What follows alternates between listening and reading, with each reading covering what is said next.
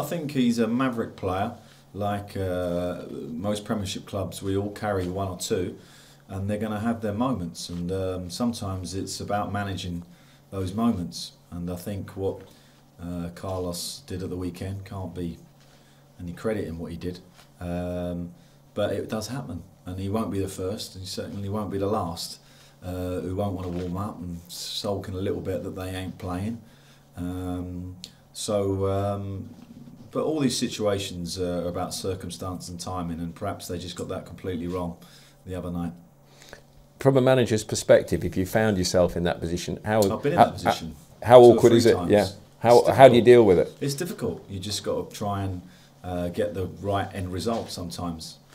And the end result at the moment doesn't look perfect for Manchester City because they've got a player who's obviously upset and fined him 2 weeks' money and now some conflict. And it's the end game that's important. And if Carlos goes in the next window, then that will be the end game, I guess. But who knows? So it's sometimes you've got to look at the bigger picture. But Tevez, for me, is a great player. I think he's a good personality, and I think this week he's let himself down. And as I say, he won't be the first to have done that. It's a real difficult one for the people at Manchester City handling it, because you're damned if you do and damned if you don't. You know, everybody's got an opinion on it. It's a very visible, high-profile thing. What he did was completely wrong, and I might have left him on the tarmac actually. Everybody asks you, what would you have done? Well, actually, you don't know. You know what you want to do.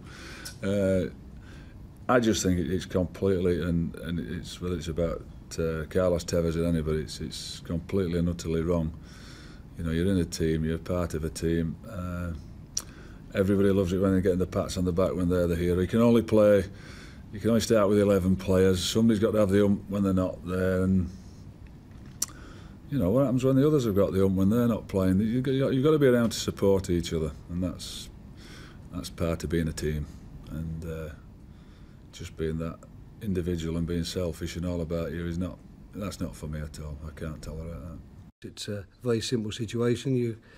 You bring players into your club and into your squad to play football and to play for you.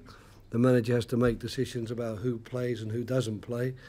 And I think that the club is entitled to expect that anyone who is not chosen by the manager, if called upon, is ready to play when and if asked. So the situation is really pretty much black and white in this situation. There's not much shade of grey, but it's a Manchester City problem, and I don't wish to elaborate at great length on the modern day footballer, especially since I've seen both the modern day and the old day footballer. I'll leave that to other experts. Well, what do you think the old day footballer would make of that situation?